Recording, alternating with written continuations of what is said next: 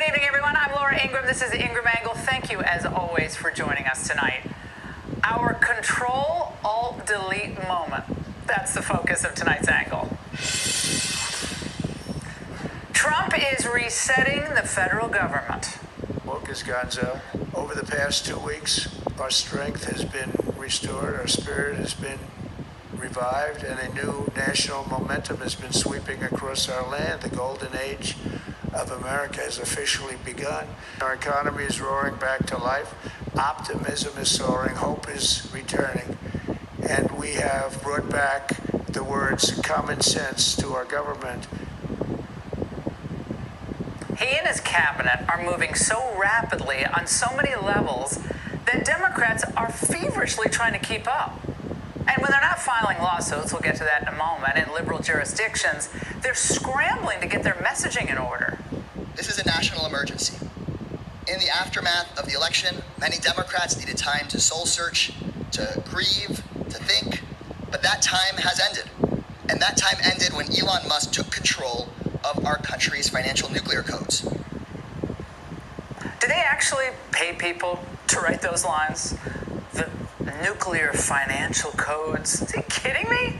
Now, for liberals, a $36 trillion debt is not a national emergency, but the Doge Crew's identifying spending scams, that is a national emergency? Oh, okay. Only now, though, are Americans beginning to really understand how deep the corruption runs in Washington. And courtesy of Doge and its allies on the Hill, we're seeing what is tantamount to an ongoing brazen theft from the U.S. taxpayers. No wonder the co-conspirators are all in a froth. What we are seeing unfold is an unlawful power grab by a unelected and unaccountable billionaire puppet master. Look at what Musk is announcing every single day that he's doing. Elon Musk, take your hands off the people's money. Take your hands off the people's money. That's funny. Well, the people elected Donald Trump to clean up this mess, and that's exactly what he's doing. In response, Democrats only have hyperbole and, of course, their fallback, lies. No one elected Elon Musk to have access to their personal data. There's nothing about co-president Musk that is about saving the American people money.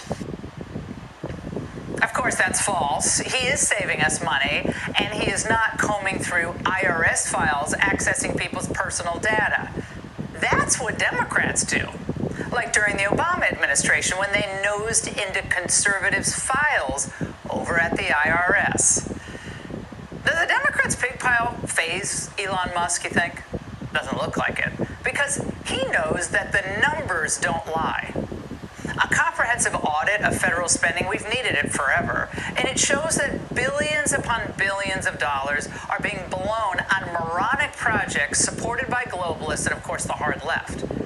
Money flows to their ideological bedfellows for things such as $361,000 to queer, trans, pansexual, non-binary, and two-spirit people on how to farm.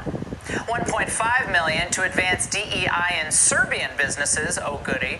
$2 million for sex changes and LGBT activism in Guatemala. $2.5 million for EVs for Vietnam, and $3 million on girl-centered climate action. And what if you are feeling kind of stressed out and you're an employee over at USAID?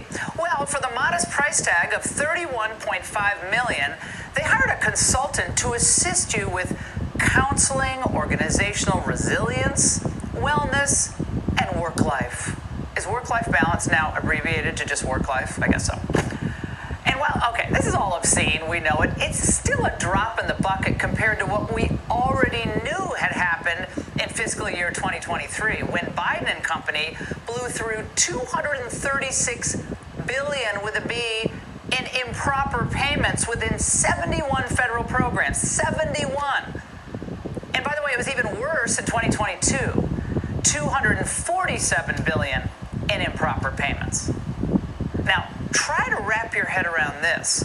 Since fiscal year 2003, again, this spans Republican and Democrat administrations, cumulative federal improper payment estimates total $2.7 trillion. Now, this means people who got the money and grant recipients didn't qualify for the money that they still received, and that the payments were sent, in some cases, totally in error. So 2.7 trillion over about 20 years. Cannot make that up. But as infuriating as it is that we're funding all of the nonsense and wasting trillions of dollars, it's far more disturbing that you and I are actually subsidizing woke propaganda that's packaged as news. $3.2 million for the BBC Media Action Group. They got 8% of their entire income from the American taxpayers. And of course, we know they all despise Trump. But wait a second. Trump is attacking journalism. That's what the left is saying here. Expect sob stories to start pouring in. But are Democrats really going to defend our funding $268 million worth of grants to news outlets across the globe? I mean, in a mystery novel, that all would end up being some type of CIA front group, because it sure sounds like it. Taxpayers do have a right to know, where is this money going and why? Apparently, we're funding Zelensky's propaganda effort in Ukraine as well. How are we supposed to believe that this qualifies as a free press when it ends up in Ukraine? Because right now it's not free to the U.S. taxpayers. Now, no wonder the Democrats, as we're finding all of this out, as it's being publicized to the American people, and they're really beginning to take it in slowly but surely, no wonder the Democrats are huffing and puffing. They're running to the courts, and they're pulling stunts outside of federal buildings. It looks a little insurrection-y at times, even. Because their playpen is being emptied out. Their toys are disappearing one by one. But for us, this is great. It's money saved. It's woke programs X'd out. Employees who are not needed have to move on. Radicals on their heels. Every day, it's like Christmas morning. And that's the angle.